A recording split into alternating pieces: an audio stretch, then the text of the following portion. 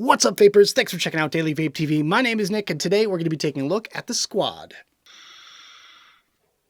So it seems to be that these little tiny form factor pod systems, or whatever you want to call them, are super popular right now. And not gonna lie, I am very excited about that because this thing is actually really damn good. So I just want to give a quick shout out and thank you to Squid Industries and my buddy Francisco Estrada for hooking me up with this thing for the purpose of making this video. So taking a quick look online, this device is available in a variety of different styles for you guys to choose from. Instead of describing each and every one of them, I'm just going to tell you the names and put a little graphic up right here for you guys to take a look at. The names are Black Obsidian, like I have here, Chieftain, Flower of Life, Samurai Inferno, and Gray Champagne, and it's going to run you about 57 bucks depending on where you look. If you guys want to pick one of these up for yourself, you can check it out on my website. Link to that is right down there in the description below.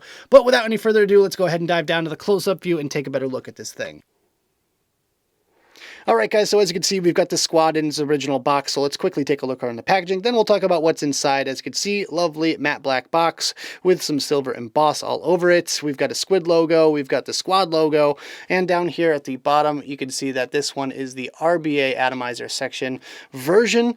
We also have a color indication sticker up here at the top, and we have a Squid Industries logo right there and a lovely silver emboss as well. SquidDistro.com with a little UPC thing right there, Squad RBA atomizer right there, and on this side we have our little security code thing. On the back, a little write-up about the device, and lots of words. If you guys want to pause this and read it, feel free, but I'm just going to go ahead and open the box and show you guys what's inside. So first things first, we get a little parts baggie and some cotton and a coil, which is kind of nice that they throw in there, but I definitely prefer making my own over what they give you here. Next up, we have our user manual. As you can see here, it is just a little 3-page fold-out thing. I'm not going to knock any points off. You really can't fault them. It's only 3 pages, and there's really nothing much to it. But a couple of graphics there, which is nice. We have our Squad itself. Here is the device portion of the Squad. We'll take a better look at that in a second. And our tank section as well. Don't worry, yours will not come pre-filled with e-liquid. So underneath here, we have our accessories. And I'm not sure why they didn't throw the coil in the bottom section here, but in either case, you get a little micro USB cable. I'll just add that to the collection. And we also have this. This is your 510 adapter for the tank, which is awesome. That way you can meter it on your ohm reader, and you can build your coils on there nice and safely. And that's it. That is the bottom of the box. I don't think that piece even comes out of there. So there you go. All right, guys, let's talk about the specs. First of all, it has a proprietary chipset, which goes from 5 to 30 watts. It has standard wattage mode only. It has a built-in 1300 milliamp hour battery. The resistance range is 0.4 to 3 ohms. There's 3 different kits available for this device: a replaceable coil, a RBA section, as well as a disposable replacement pod version. It has a large OLED screen which shows output wattage, voltage, amperage, battery life indication, and atomizer resistance.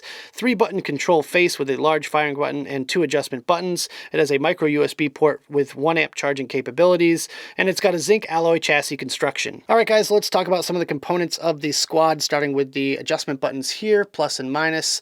They are not marked, but it's kind of obvious which one's which, and they are completely flush with the body, which is great because they don't protrude or get in the way at all. We've got our little window right here so you can see your juice level, but we'll talk about that in a little bit. It's kind of difficult to see in there. We've got sort of a curved design overall with the back end of this thing, and it's kind of similar, and it reminds me of the 1911 pistol. If you guys know what I'm talking about, you earn 10 cool points in my book. So there you go. If not, Google it. We have our top piece here of the tank, which protrudes ever so slightly.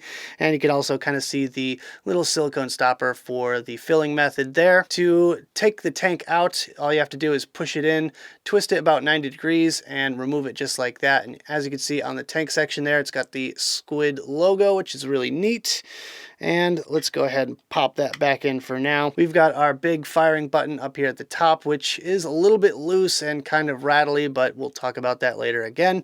And we've got a little mirror finish to our screen here, and as you can see, it's big enough and bright enough to see in daylight, and it goes dim pretty quickly, but it just gives you a good indication of where your wattage settings are at and your battery life. So nice screen on this thing. I really like it. On the back side, there is absolutely nothing there, as you can see, except except a few fingerprints and some little dings and scratches because I've been using this thing a lot. We've got a little micro USB port at the bottom here for charging, and we have a little battery vent as well. So here's a quick look at the RBA tank for the Squad. As you can see, like we mentioned, it's got that nice squid logo right there, and as you can see underneath it, it says 15 to 25 watts right there on the chamber section.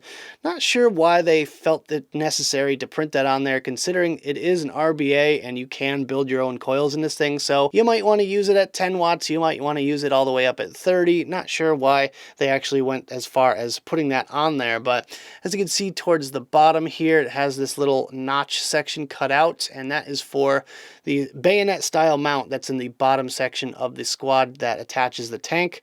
Holds on rather nice and tight, no complaints in that department whatsoever. And you also have an airflow adjustment right here, just a simple little left and right. There is no stopper on this thing, so you can just keep turning and turning and turning this thing, but it's kind of one of those set it and forget it sort of airflows. You've set it to where you want it, and it's not going to move around inside the device. So on the bottom section all the way here, we have our connection, which is your positive right there, and the negative is the outside of the tank. And we have our filling section up at the top here, which you just kind of pop open to fill this thing. It's pretty easy to fill, but I kind of wish they went with something a bit nicer than just the little silicone plug. The tip on this thing is made of metal and it's not removable, so as you guys know by now, I am not the biggest fan of metal tips, and I'm kind of upset that they don't allow you to swap that out for something of your own choosing, but that is for a little bit later on in this video. On the bottom section here, let's just go ahead and take out our coil here, and while I do this, I'll show you guys the coil that I'm using right now. It's a micro fuse Clapton, and this is just me heating it up a little bit and getting it ready to go. And here is the coil itself. As you can see, really nice, just minimal cotton in there, simple little 2-post with Phillips headed screws. Very easy to build on this thing. You just got to make sure your build is small enough. A couple fiddly things about this device is that the O-ring tends to fall off of the base section here, and you have to kind of fiddle with it in order to get it back together. And the tank doesn't stay attached to the tip, so every time you take your build deck off, this whole chamber section moves around and your juice is going to go everywhere. As you can see, I've got some juice on my fingers there, and that's a direct result of this thing just leaking all over me. So I feel like the moral of this story is it could have been better, but it could have been worse. Now, stay tuned for my opinions about this device coming up in a few seconds here. Let's go back to the main screen, have a quick vape on this thing, and we'll talk about it some more. Alright guys, I hope you enjoyed the close-up section of the video. Now let's talk about my personal opinions about this device. We're going to talk about the good, the bad, and the ugly here. Starting with the good, I absolutely love the form factor, size, shape, and look of this device overall. I think it's a really attractive looking, small form factor device that fits really well in your pocket. Easily a great on-the-go vape for the kind of somewhat advanced hobbyist, I would say. For someone that enjoys building a lot and wants a good mouth-to-lung, AIO, sort of pocket-ready vape, this thing is going to be a great option for you. I also like the spring-loaded bayonet mounting system for the tank. I think it's really smart and ingenious. It's rock solid. It doesn't wiggle or wobble or rattle around whatsoever in your pocket, which is amazing.